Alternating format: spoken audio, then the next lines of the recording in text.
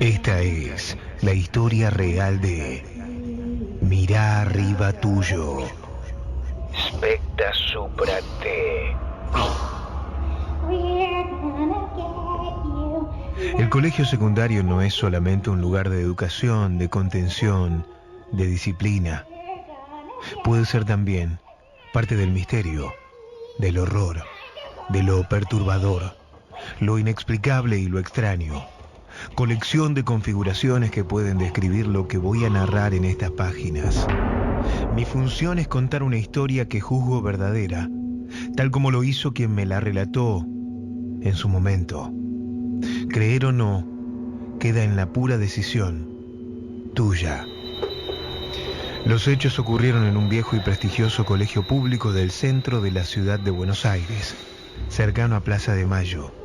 Pero no revelaré nombres reales ni lugares para preservarlos de las repercusiones de esta historia. Ubiquémonos temporalmente en el martes 19 de marzo de 1985, durante la primera hora de clase del turno mañana. En uno de los cursos del primer año, la profesora María Rodríguez enseñaba latín. Un alumno, Juan González, pidió permiso para ir al baño y tras hacerlo 2 veces, logró salir. A Rodríguez no le gustaba interrumpir la clase. González recorrió el largo, algo oscuro y antiguo pasillo en unos 30 segundos. Llegó al amplio baño en el que no había nadie más. Tal vez por la inseguridad de la edad, sentía vergüenza al usar los mingitorios, incluso estando solo. Fue entonces a uno de los 5 cubículos donde se encontraban los inodoros, más exactamente al del medio. Cerró la puerta para no sentirse observado. Las paredes divisorias a su izquierda y derecha eran de 2 metros de altura. Estaban hechas de placas de madera bastante vieja, escritas a pesar de haber sido pintadas días antes del inicio de clases. Por encima de esas separaciones había un espacio de unos 75 centímetros hasta el alto y definitivo techo del antiquísimo edificio. Entre el techo y las paredes divisorias había largas vigas de acero, rastros de la antigua construcción. Mientras González se aliviaba y terminaba de orinar, escuchó la voz de una chica adolescente desde muy arriba, casi un susurro que decía siseante, muy bajo y lentamente: Specta supra te. Specta supra te. Specta supra te. Asustado de que lo estuviera mirando, una compañera entrometida y bromista dejó de hacer sus necesidades como pudo. Mientras se subía nervioso y rápido el cierre del pantalón, volvió a escuchar aún desde más arriba, pero más cercano, el mismo murmurar: Specta supra te. Alarmado por el hecho de que una chica lo hubiera visto con su órgano sexual en la mano mientras evacuaba su vejiga, se apresuró, abrió la puerta y esta vez la voz susurró desde las alturas con un dejo imperativo: Specta supra te. Specta supra te. González salió nervioso del cubículo mirando a la izquierda y derecha de todo el baño y sorprendido vio que no había nadie excepto él, su breve sombra y su reflejo en el largo espejo de las piletas para lavarse las manos. Abrió una por una las puertas de los otros habitáculos de los inodoros, pero nadie estaba allí. Aturdido y perturbado, volvió a la clase de latín, pero nada dijo de lo que ocurrió. 2 días después, en la primera hora del jueves, volvió a tener latín. Al final de la clase, mientras la docente juntaba sus cosas para ir a la sala de profesores, le preguntó González cuál era el significado de Specta supra te. Agregó que, aunque apenas entendía latín por las pocas horas que había tenido, la frase le sonaba a ese idioma. Rodríguez le preguntó: ¿de dónde lo sacaste? Y él, avergonzado, le contó en voz baja lo vivido, mirando que ningún compañero estuviera cerca escuchando. La docente respondió apurada que tenía que fijarse bien en el diccionario para darle una respuesta exacta el martes siguiente, y se despidió. Nunca le dijo lo que quería decir, ni en el martes siguiente, ni el otro jueves, ni nunca. El chico, poco ducho en las materias de humanidades y hábil con los números, terminó el colegio 4 años después, y luego fue un hábil contador público.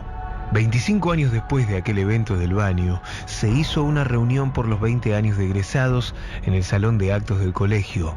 Fueron casi todos los alumnos, también lo hicieron algunos pocos profesores, entre ellos la Rodríguez de latín. Cuando González y Rodríguez se vieron, se dieron un abrazo y ella le recordó lo duro que era en su materia. Él le recordó que, si bien no era el mejor, recordaba algunas pocas palabras. Un rato después, González vio que su antigua profesora estaba sola y se le acercó. Él jamás se había olvidado de la anécdota del baño, pero no sabía que ella tampoco. Sin rodeos le preguntó si recordaba aquello y si sabía, tras tantos años, qué significaba expecta supra te, ya que ella nunca lo respondió y él no había querido molestarla. Ella, sorprendida, pensaba que él lo había olvidado.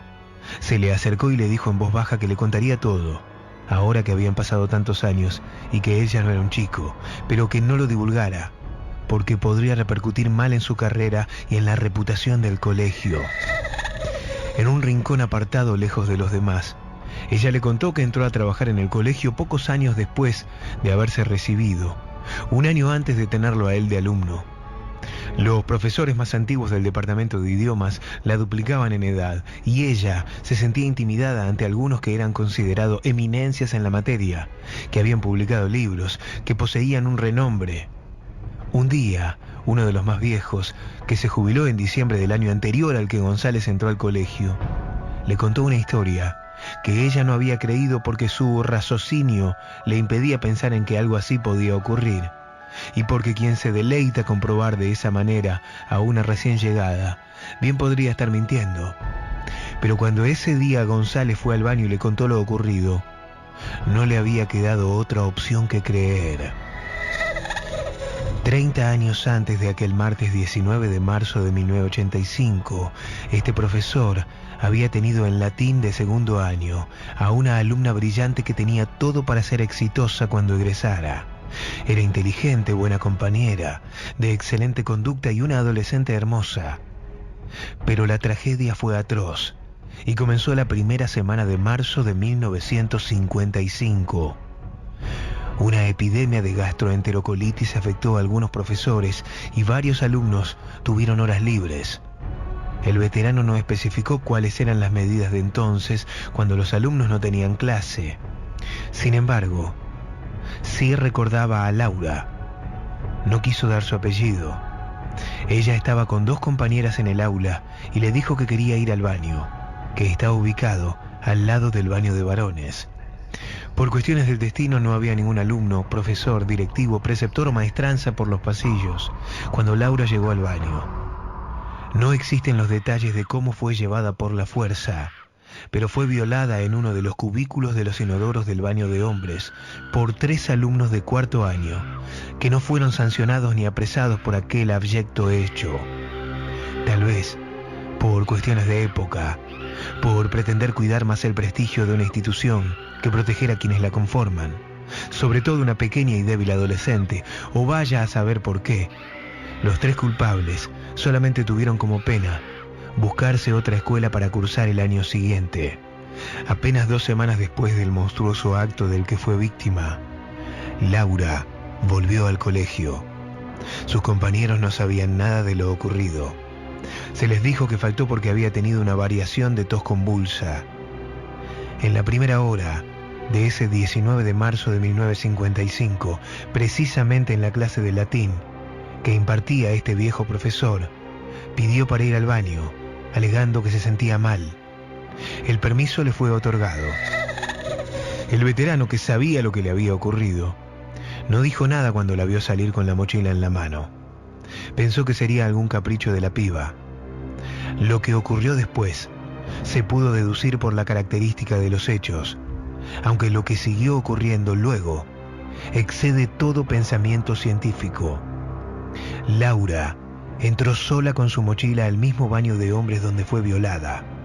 Sacó de ella una gruesa soga que ya traía anudada de su casa, y aunque se desconoce cómo hizo para trepar hasta allí, se ahorcó colgándose de una de las altas y viejas vigas de acero que están por encima del tercer cubículo del inodoro de baño de hombres, donde ella había sido violada. En su mochila encontraron una carta manuscrita de su puño y letra, en la que decía que no toleraba más vivir así, que no concebía el cruzarse con los hijos de puta de sus violadores a diario, que nadie había hecho nada para ayudarla, que estaba desesperada, que sentía que no valía nada, que, y esto estaba escrito con un grueso trazo y subrayado, si ella pudiera, los haría sufrir a todos por haberla hecho sufrir así. Según este antiguo docente, a veces, desde entonces, ella se le apareció a algunas personas, casi siempre adolescentes jóvenes. La profesora Rodríguez le dijo a González que por eso aquella tarde, hacía 25 años, le había respondido con evasivas, porque él había tenido suerte en su ignorancia, porque la voz de esa pobre chica, sobresaliente en todas las materias, pero más que brillante en latín, le había dicho specta supra te, que mirara hacia arriba de él, que la mirara colgando, fantasmal y muerta, desde la vieja y oxidada viga donde se había ahorcado.